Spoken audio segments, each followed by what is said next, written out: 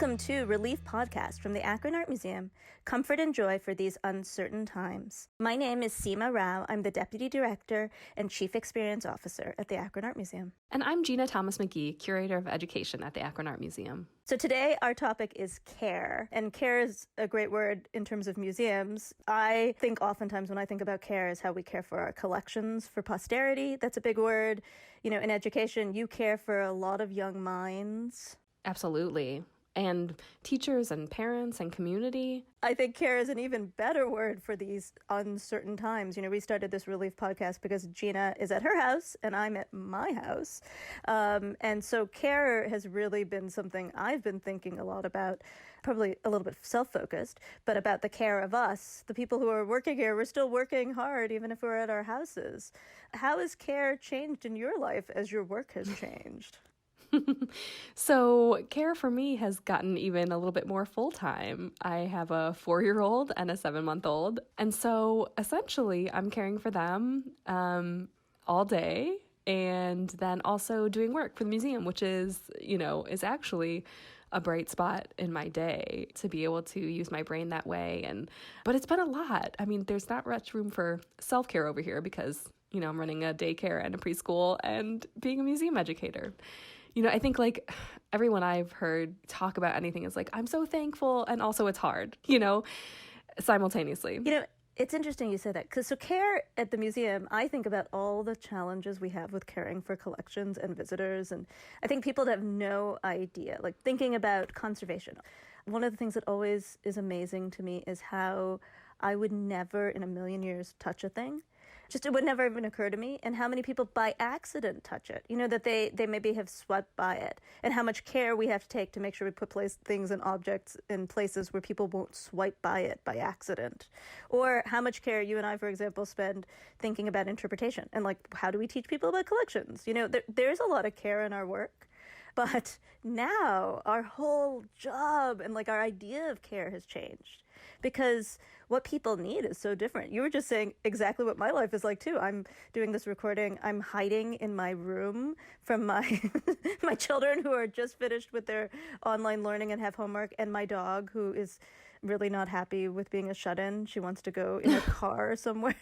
And like, so now I'm, I was getting ready to think about this podcast, and all of the kinds of care that we used to do used to be at different times of the day. And now they're all together. Yeah. Everything is simultaneous. Yeah. And it's so hard. It makes it so challenging.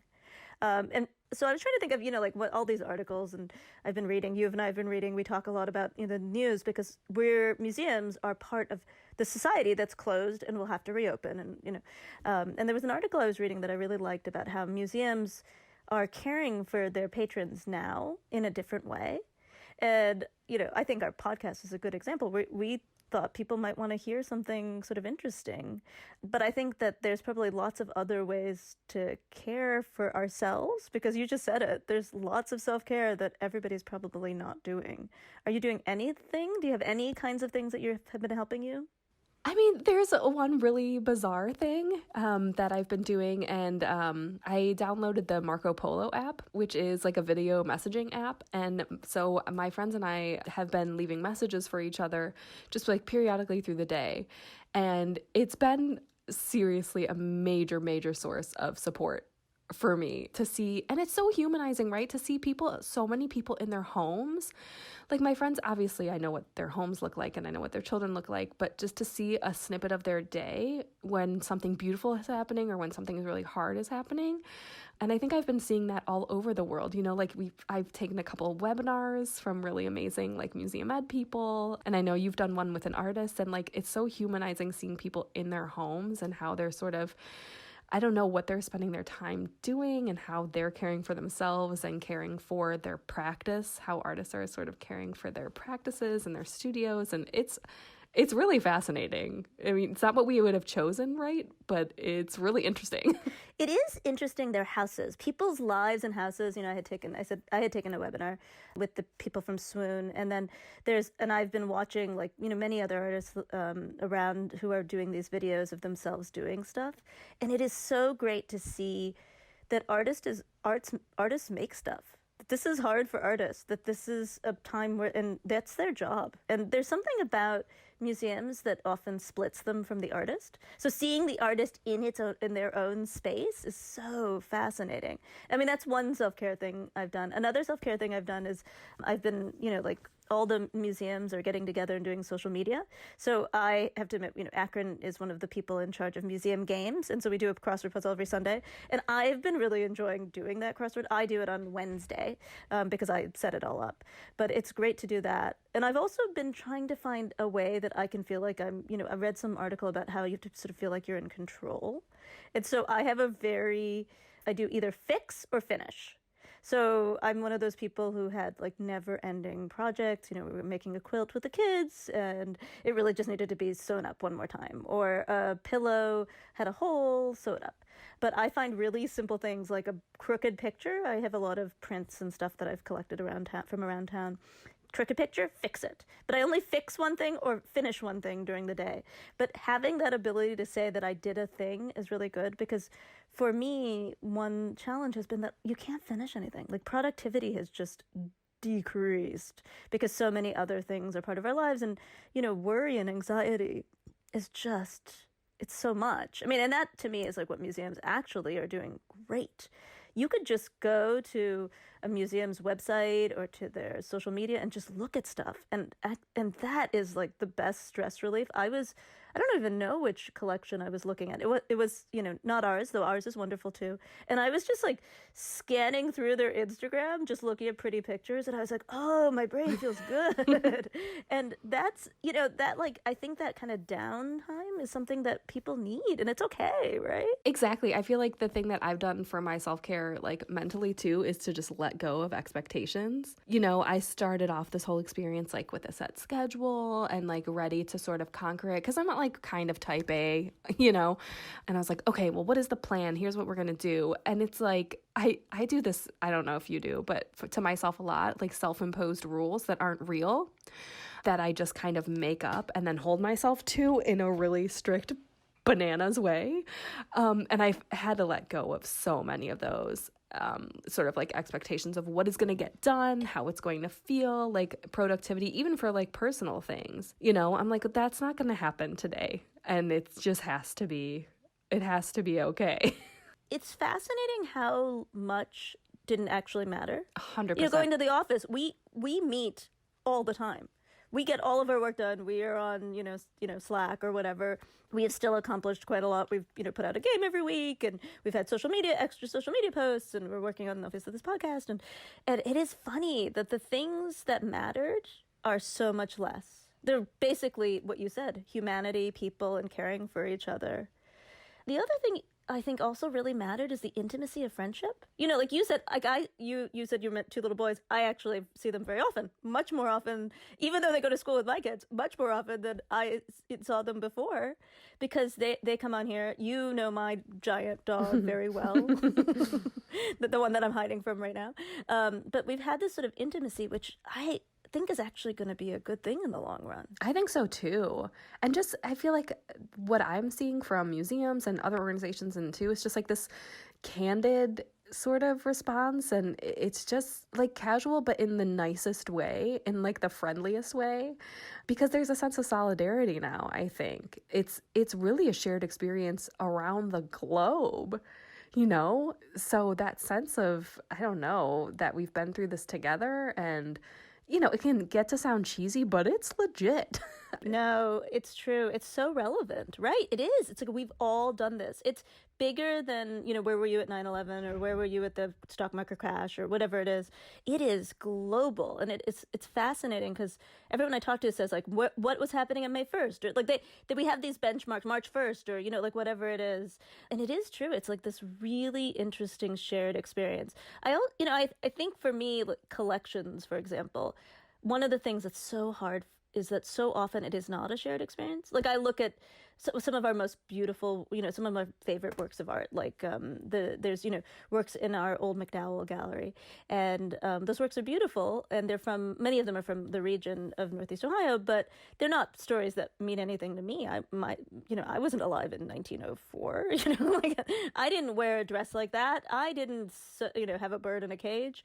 And it'll be interesting to see what artists create out of this, because I feel like it will be so immediately relevant. It will feel like so real to so many people because we've all experienced it. Yeah, and what I'm hoping is that, artists have even wider reach after this because, they're reaching out and people are sort of seeking out that kind of interest. And there's lots more word of mouth right now, I think, because you're sort of getting your information from a lot of different sources and like checking in with friends and like, what are you doing? What are you doing? And even though we're isolated, I don't know. Today is a hopeful day. No, it is. Today is a hopeful day. And we have a good rep right now. Like, I had friends who were like, have you ever seen, like, so-and-so has virtual tours? And I was like, yeah. I mean, some of them I made for other organizations when I worked at other places. Or, like, they're my friends who've done them or whatever. And I was like, yes, I know that. That's actually what I do. That's part of my job. But it's funny. It'll be so-and-so's friend's mom or something, And I was like, yes, actually, lots of museums have digital. We do. And it's great. We have a great rep. I also kind of hope that people look at collections differently. Like, we're going to segue in a second to one of our contributors, but about a work by Brian Bress. And the work is this digital work. There's 2 screens. And I love seeing it in the galleries because they're flat screens. So they almost look, people are so, it's funny because flat screens they feel so surprising in a gallery where there's paintings or photographs. And there's 2 kind of figures and they kind of look like cartoons, but in it, one of the things I find fascinating is it's 2 people kind of creating each other's faces, right? 2 beings creating faces, and to me there's such an intimacy that's part of that. And I feel like for you and me who are caregiving and working full-time, trying to deal with our families, probably making dinner. Gina's heard me many times extol the Instapot. And, just keeping it all together. That work speaks to me in a way that I never even thought of it. Now I'm like, oh my God, it's like that poor, I am both of those people. Yeah, I am too, trying to arrange my face and like be recognizable. Face at the same time. Yeah, exactly. I know. I think there are so many works that, you come to everything at a museum or you confront objects like with whatever baggage you're carrying that day. And I think that's something we don't think about enough. You think, you go on a big trip and you go to the Louvre and you see the Mona Lisa and, you've seen it, but you saw it that day at that time and you had a blister on your foot because you'd been walking so long and your backpack was heavy and like everything that you're carrying with you that day impacts how you see the work. So I'm so interested to think about, I don't know, everything I see right now is through this filter of this quarantine and self-isolation. So I'm interested to see how long that lasts and like what changes and when it does. I don't know. It'll be fascinating, I think. It really will. And there's no way to know. It's awesome. It's in some ways that you're right. It's a good moment. It's an awesome moment to think about art because everything is going to be different. Yeah. That's part of the thing for me about this podcast. Like we hope in every episode to bring one artwork to surprise, to have people think about it, but we're asking you to think about it during quarantine to see how it feels different, maybe. For some people, they'll be new to this and then they'll be new to the collection. But if you've seen it, it's also interesting to think how maybe what you thought has changed. Definitely. So I'll turn it over to our colleague, Reggie Lynch.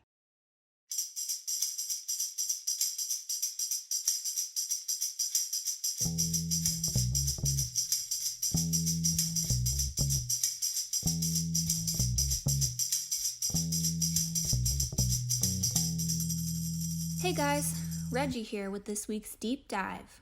When we chose care as the topic for this week's episode, our team instantly and pretty much unquestioningly landed on Organizing the Physical Evidence, All Black, All White by Brian Bress.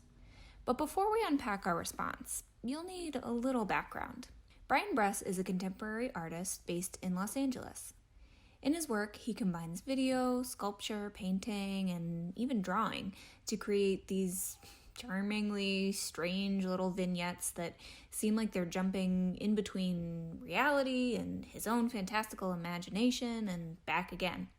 And then, to bend the viewer's mind even further, Bress is actually inside each of those costumes and often can't see what he's doing, meaning he essentially creates the works by touch alone.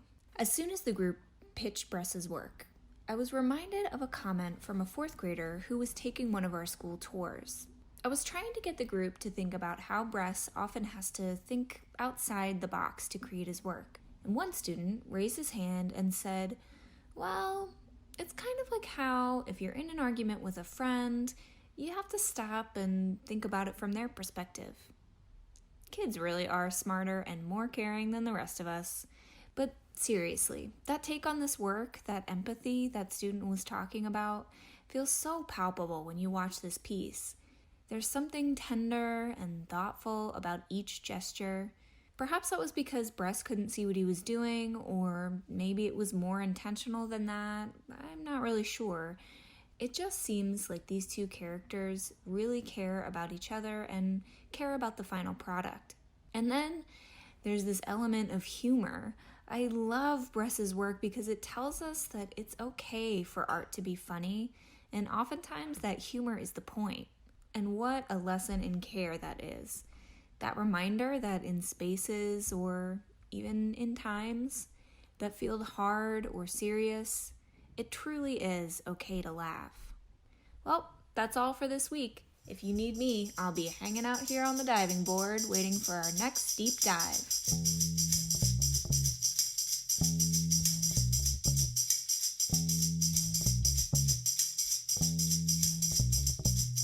I think that the Brian Bress is a great object. We talked about intimacy a little bit, but I also feel like it's interesting that there's two figures. So much of, for me, social isolation has not, I'm not single. I have a spouse and 2 kids, but I also have lots of friends and family who are also dealing with this. And so we're all dealing with this alone, so very isolated, but together. And I think that there is a lot of emotions that I'm seeing and how people are reacting to emotions so differently. Are you seeing that kind of like heightened emotion? I think so. I think it's sort of just dialed up, like whatever. That's kind of how I operate anyway. So, but whatever emotion there is, maybe it'd be at a 4, maybe today it's at a 7, just because everything's kind of concentrated down and distilled. And yeah, I've definitely been seeing that. Like the joy is more and the difficulty is more. There's a saying about that. I forget what it is. Higher highs and lower lows. But I think that's true in a time of crisis for sure. And that's why I think whenever you do have that little nugget of like hope or productivity or whatever it is, to just like let that rule. And same thing with the hard moments too. Like if that's what's actually happening, then let that ride. Right? That's obviously what you need to be feeling at that moment. You're right. You know what? Like I've been trying really hard to let the roller coaster happen. I think I've trained myself to be somebody who is more even. I feel like if you hold it in, it's going to be trapped in there. This is not a moment to tamp down the emotions, because like I feel like we should be primal scream. I almost want to like primal scream, like because it's just so much. But for me, the reason I've been letting it like kind of deal with my emotions more is because I've noticed other people's, and we're about to segue to our second contributor, Caitlin. And one of the things that I was really struck by when I was listening to this is about the idea of empathy. I've been really trying to give myself grace, like being okay with not being perfect. I'm definitely not perfect, but even trying for perfection is like long. That ship so sailed. We're just making it one day. Today we're gonna make it this hour. We're like I'm just in the moment and trying not to be too like I'm both in the moment and thinking about the future, which is hard. And then so that therefore so self-focused because I'm like here and there. And what I think is hard is thinking about empathy and thinking about the other people. And that to me was one of the things that really struck me about this interview. Yeah, I think, so you're going to hear from our colleague, Caitlin Evans, and she's interviewing So Fun Studio. And they just have a way of sort of taking an emotion that you may have felt and sort of broadcasting it in a way that makes you feel it even more or reminds you of a way that you've felt before. So, there's one, Erin Guido is one of the artists, and she has this one piece that just says, come over all the time with an exclamation point. A lot of her work is text-based, which you'll hear about. And it's just so happy. And that's the one, when I think of her now, that I keep thinking of. I keep thinking of that work because you just want everyone to come over all the time. They do their work in such a sort of like joyful and poignant way. You're going to love it. If you haven't been exposed to them, you're just going to love hearing from them. And then we'll put stuff in the show notes on how to find their work as well. Hi all, it's Caitlin for this week's Shop Talk, a segment where we connect our weekly theme and featured artwork to regional creatives here in Northeast Ohio.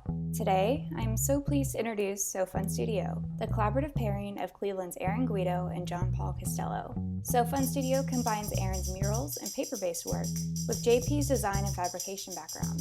Together, they create joyful and lighthearted public art and products. You might have seen their work around Cleveland, or even at the Akron Art Museum's Please Touch exhibit in 2017. So, sit back and get inspired as we listen to So Fun Studios' Shop Talk. We're So Fun Studio. I'm Erin Guido. And I'm John Paul Costello. I'm so excited to have you both on. Thank you for doing this podcast with us. Yeah, we're really excited to chat with you. So when we first selected Brian Bress for this podcast, I almost instantly thought of your work, Erin, with its playful shapes and JP's fabrication. I think it really connects well to Bress. So that being said, what are your thoughts on Bress's organizing the physical evidence, let alone Bress himself? I mean, I think it's a complete honor that you thought of us in any realm of Brian Bress. I think he's just an amazing artist. Yeah, we came upon his work actually at the Akron Art Museum when you guys showed his work, and that was probably the longest time we've ever spent in an exhibit. We loved it. I love how his work kind of plays with, every format. It's like theater and performance, but it's also these paintings and collages and like artworks, and it's sculptural. It kind of mixes everything together. And yeah, and they're just like, it's one of those things where you look at it and you're like, oh my God, it's so genius. Like, why didn't I think of that? Like, yeah, also so simple, they're and they're so simple, funny, but they're so complex, and it's just everything about them is so fantastic. That show is beautiful, and I'm so glad you spent the time with it. I always love fourth graders giving them the tour or taking them to Brian Bress's work because they just sit there and watch for so long. Yeah. At So Fun Studio, we like creating interactive works, and his work is interactive in like such a different way that you can't look away, and it's so kinetic or movable, but like in a digital format, but it doesn't feel digital at all. It feels tactile, and it's very cool. So that being said, our idea this week is care. Do you have any connection to Brian Bress with the idea of care or to your collaborative work? Care can be interpreted a lot of ways. Self-care, I feel like the act of like just making things is a form of self-care. Like for us, that's kind of like a release. And so being able to be creative, especially if you're just making for the sake of making, that's, I think, a form of self-care. But then the other side of that is like making for others, or making, like public art or Brian Bress's work. Like, I mean, those works, if you're making a public art, it's almost like care for the community. Or Brian Bress's work, I mean, those are like works of art that make, me forget about everything else and just stare at that. And that is like, just such a break from the everyday is a form of self-care too. Yeah, no, I'm in total agreement with that. No, that was really well put. Now that we've kind of talked about podcast related content, I like to jump into more lighthearted stuff, just like your work, if that's okay. Sure. Yeah, totally. So first question, what's the first thing you do in the morning? Usually it's feed the dog. Okay.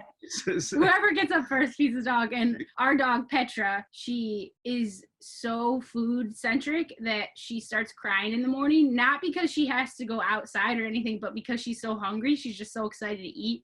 And so that's usually like our major form of an alarm clock, because she starts crying. Yeah, totally. Wait, so she doesn't even have to go outside first? She just lays back down once she eats. I mean, it's like she's so hungry. She's so excited to eat. So she's living like a lot of us are. Yeah, I guess. Yeah. And then what are your 3 desert island studio needs? I would say paper, scissors, and flour. And flour is the last one because we could use it like for food, but also to make glue. Because if you boil flour with water, you can make wheat paste, which is a glue. That could be a good double duty one. I like that. I would have never thought to double up on studio needs and food in the same breath. The studio need is like, you've got to eat at your studio too. This is true. Yeah, I guess, yeah. I wasn't thinking on that aspect of what I should have. I think a pencil, some kind of ruler or tape measure and an X-Acto blade of some sort. I'm always losing and I always need. So. That's perfect. Kind of similar. What is your favorite studio tool?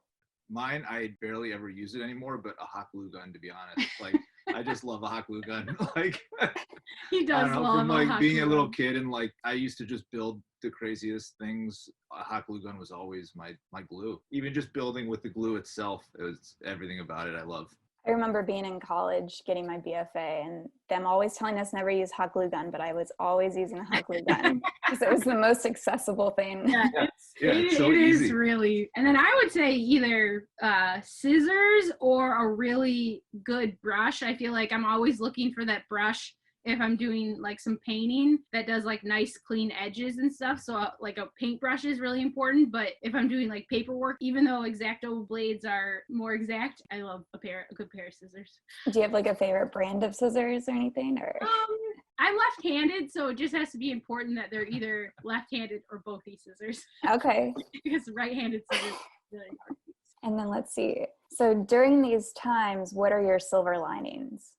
I think connecting with friends more often than we were. I mean, we were leading such hectic lives beforehand, and it's just really made us take a step back. And I think for everybody, you know, just connecting with loved ones. The whole world is doing this, but just so many more like video calls with people, like, you know, friends across the country, making time to like have dinner together or something like that.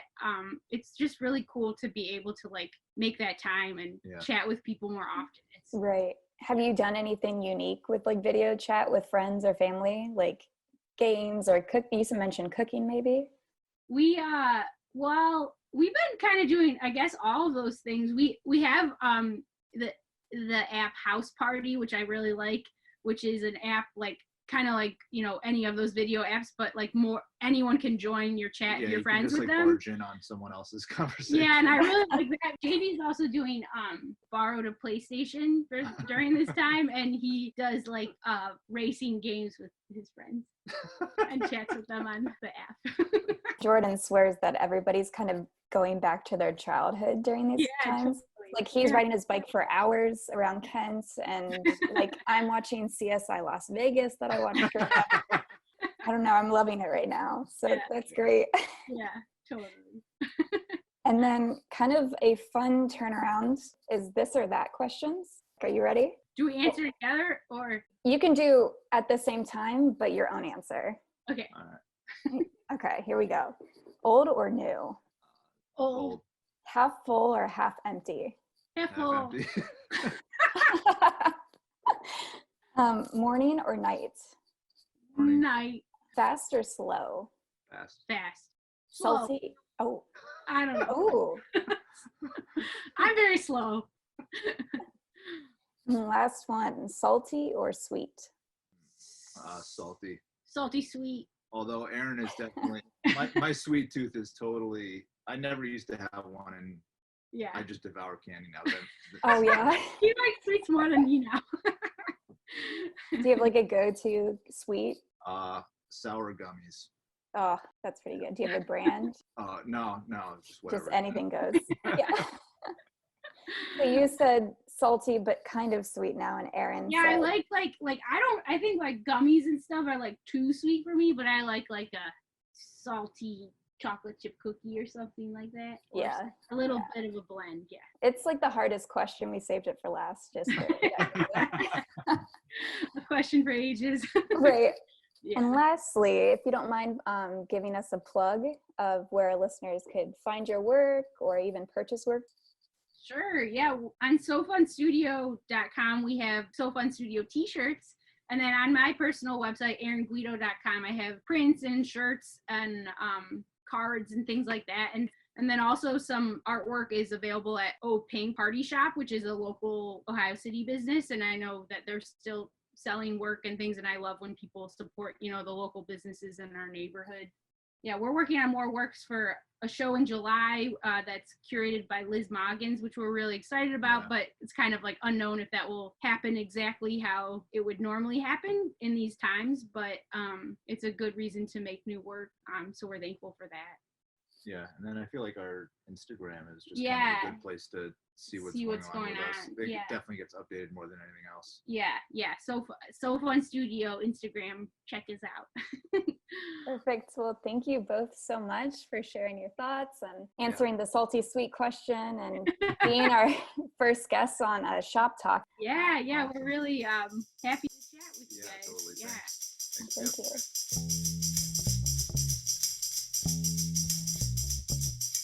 So everyone, podcast number 1 in the books. Thank you so much for listening. If you have anything you want to share with us, please do. Leave us a voicemail at 330-790-1622 or shoot us an email, podcast@akronartmuseum.org. We'd love to hear from you. Thank you so much for listening to the Relief Podcast from the Akron Art Museum. Comfort and joy for these uncertain times. Relief Podcast is a production of the Akron Art Museum. Today, you heard from museum staff members Seema Rao, Gina Thomas-McGee, Reggie Lynch, and Caitlin Evans, along with Erin, Guido, and John Paul Costello of So Fun Studio. Special thank you to Jordan King, who wrote and performed all the podcast theme music. So until next time, take care and live creative.